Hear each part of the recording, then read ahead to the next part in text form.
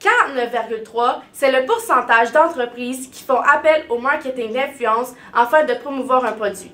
Selon une étude réalisée par Reach sur les influenceurs et les marques, la loi sur la concurrence oblige les influenceurs à mentionner le partenariat rémunéré. Cependant, certains créateurs de contenu ne tiennent pas compte de cette loi. Des influenceurs sur les réseaux sociaux ne mentionnent pas le lien matériel du partenariat. L'organisme des normes canadiennes de la publicité affirme avoir reçu une cinquantaine de plaintes au sujet d'influenceurs qui ne mentionnent pas la nature professionnelle de leurs publications.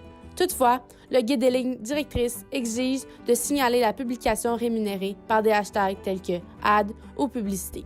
Je pense que dans le passé, il y a eu plusieurs, peut-être, crosses de certains créateurs de contenu. Tu sais, veux pas, quand tu fais un partenariat, il faut que tu l'annonces, il faut que tu dises que c'est une promotion, il faut que tu dises que tu vends un produit.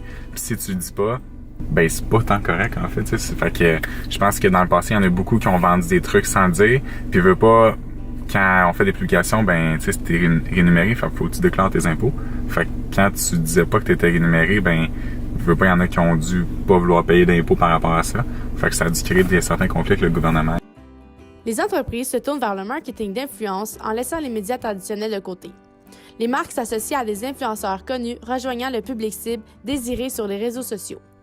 Les abonnés se fient aux recommandations des personnalités publiques qu'elles suivent. L'opinion qu'ils ont d'un produit influence celle des abonnés. Les gens s'identifient aux influenceurs par leur mode de vie ou leur domaine sur YouTube. Je pense que si on suit quelqu'un au départ puis qu'on se rend compte qu'elle fait de la publicité, ben là, c'est à nous de faire un choix, mais c'est la nouvelle tendance. Quand on voit un porte-parole à la télé parce qu'il représente une marque de voiture, ben c'est pas choquant. Donc, c'est parce que je pense que les gens sont pas habitués.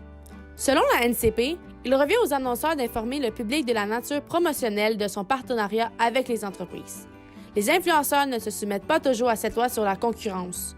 Les abonnés ne sont donc pas en mesure d'identifier l'aspect commercial de la publication. La loi sur la concurrence n'a pas toujours été appliquée étant donné le caractère récent de cette forme de publicité.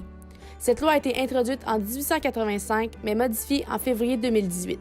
Mais au Canada, la loi sur la concurrence oblige tout annonceur, quel qu'il soit, toutes les publicités à être identifiées comme telles. S'il y a de l'espace payé ou qu'une personne est payée pour parler d'un produit, ça doit être divulgué au consommateur parce que ça change sa perception quand il reçoit le message.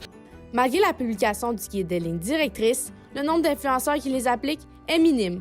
Des sanctions telles que des peines d'emprisonnement et des amendes pourraient être émises à l'égard des influenceurs. NCP lancera à nouveau une nouvelle campagne d'intérêt public en 2020 pour faire connaître davantage les lignes directrices. Mégane Charlot, au courant.